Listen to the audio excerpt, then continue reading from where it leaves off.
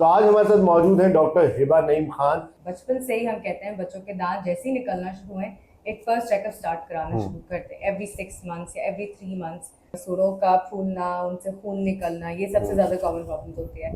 अगर आप ब्रश करके नाश्ता कर रहे हैं तो खाना तो फंसा हुआ है ना दांतों में, वो पूरा दिन आपके दांतों में काम कर रहा है, वो कैविटी बना रहा है, वो गला रहा है आपके दांतों को। So twice a day brushing, सुबह नाश्ते के बाद, रात में सोने से पहले।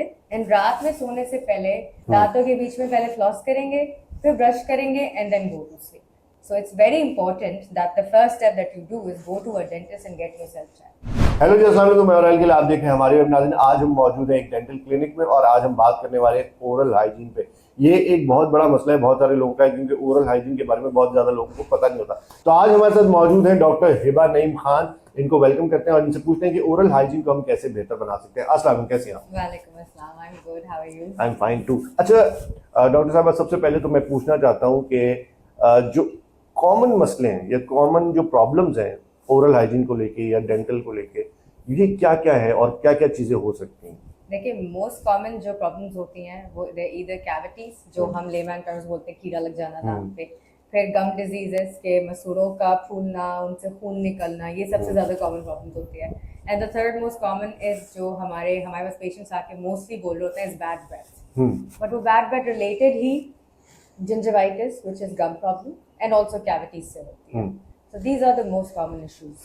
अच्छा, अब ये प्रॉब्लम तो है, इनका सोल्यूशन क्या है? What we have to do, या लोगों को क्या करना पड़ेगा अगर उनके कैविटी है या गम डिजीज है, तो हाउ आइडेंटिफाई कैसे होगा और उसको कैसे हम हल करेंगे मसले को? The first step is coming to a dentist, obviously. हम हमेशा अपने पेशेंट्स को ये जरूर समझाते हैं कि हर 6 महीने एक डेंटल चेकअप होना जरूरी है। एंड इट्स नॉट जस्ट कि जब आप बड़े हो जाओ तब से, बचपन से ही हम कहते हैं बच्चों के दांत जैसे ही निकलना शुरू हुए एक फर्स्ट चेकअप स्टार्ट कराना शुरू करते हैं एवरी 6 मंथ्स या एवरी 3 मंथ्स।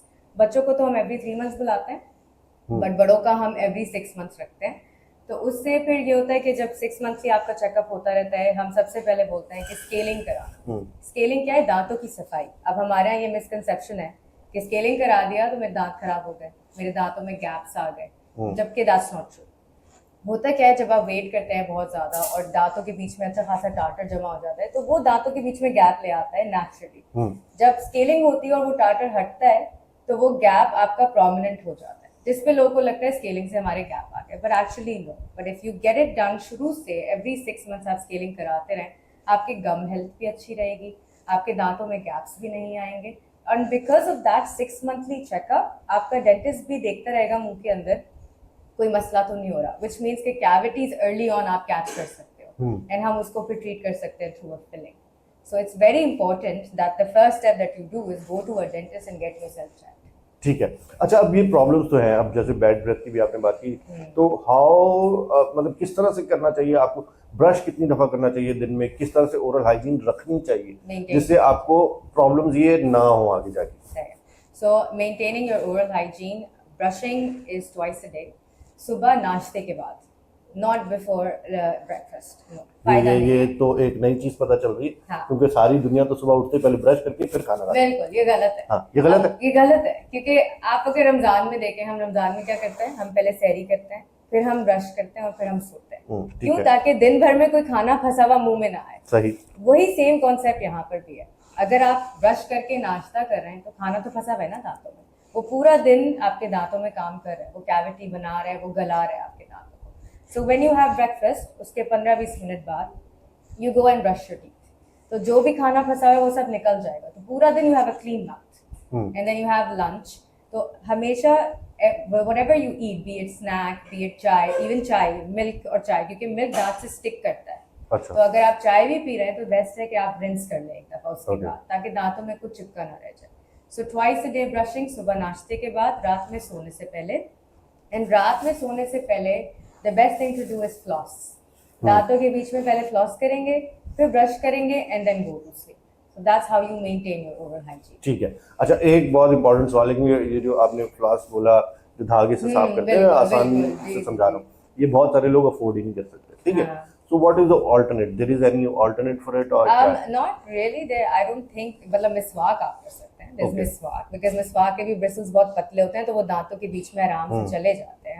हमें ऐसी चीजें बताई गई हैं हमारे even religious wise and even our culture wise की कुछ चीजें ऐसी हैं जो आपके एक्चुअली काम आती हैं इन सब चीजों के अंदर, so you can always go for that. ठीक है। अच्छा, इसी के साथ एक और इम्पोर्टेंट सवाल यहाँ पे आ जाता है कि हाउ एक्सपेंसिव इज डेंटिस्ट का इलाज या डॉक्टर या फलाना फलाना, ये कैसे करेंगे? दरअसल हमारा ये बहुत है कि डेंटिस्ट तो बहुत एक्सपेंसिव होता है, बट एक्चुअली ऐसा नहीं है।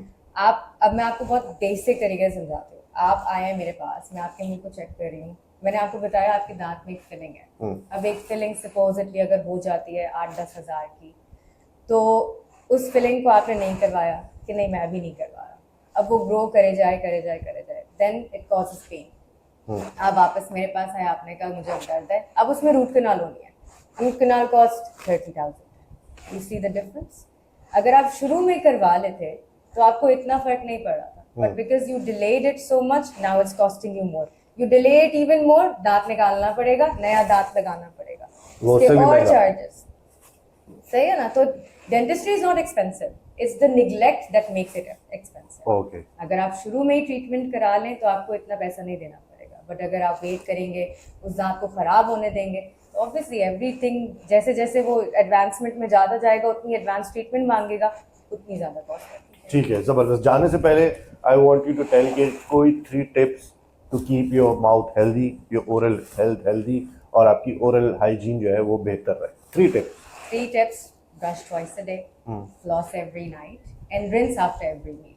Okay. These are the 3 tips. तो जितने लोग कंसल्ट करना चाहते हैं डॉक्टर हिबा नईम खान से, वो आ सकते हैं NRQ executive dental clinic, right? Yes. Hill park hospital में मौजूद है, तो यहाँ पे आके आप अपॉइंटमेंट ले सकते हैं, और इतना भी महंगा नहीं होता डेंटिस्ट का जो है खर्चा, वो अगर आप नेग्लेक्ट करेंगे तो ऑब्वियसली किसी भी चीज़ को छोड़ेंगे तो वो बढ़ती जाएगी और फिर नुकसान आपको देगी। Thank you so much doctor Hiba, इतनी सारी इन्फॉर्मेशन हमारे साथ शेयर करने के लिए। उम्मीद करते हैं कि आज की वीडियो आपको जरूर पसंद आई होगी। जानने से पहले आप चैनल को लाइक करें, सब्सक्राइब करें, शेयर करें। खुदा हाफिज़।